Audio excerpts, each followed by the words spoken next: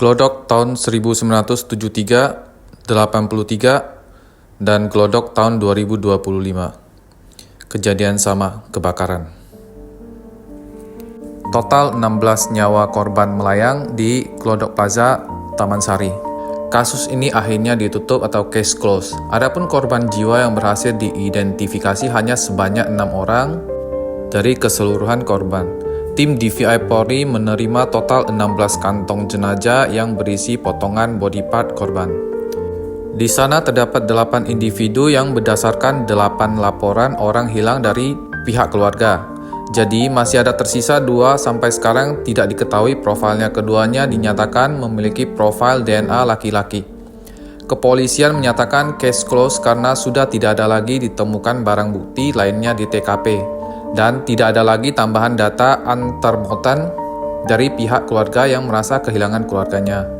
Namun demikian, pihak kepolisian tetap akan menindaklanjuti jika kemudian hari ditemukan bukti tambahan mengenai kasus tersebut.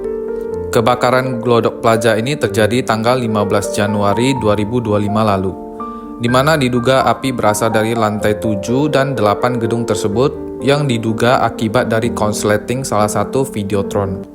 Di zaman Belanda dahulu, Glodok Plaza awalnya merupakan tempat penampungan para narapidana dengan nama Lembaga Pemasyarakatan Khusus atau LPK.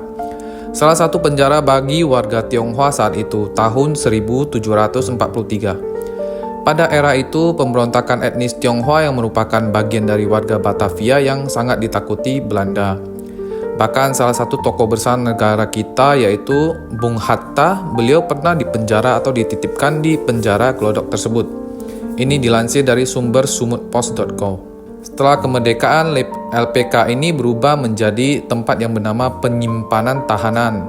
Namun di tahun 1972, pemerintah menjual lahan tersebut kepada swasta. Ini dikutip dari laman rri.co.id.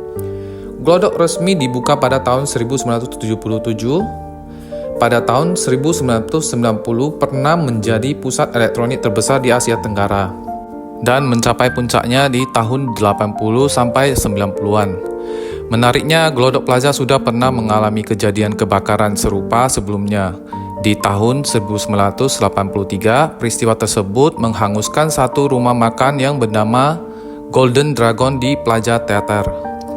Peristiwa tersebut cukup menyita perhatian saat itu karena sulitnya proses pemadaman api dilakukan, tapi tidak ditemukan informasi tentang korban jiwa saat itu. Glodok Plaza menjadi ikon penting bagi Jakarta, bagian dari sejarah pembangunan kota Jakarta.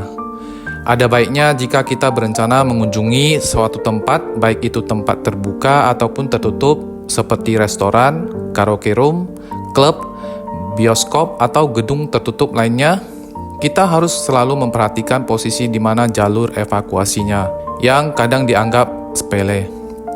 Stay safe dan selalu waspada, teman.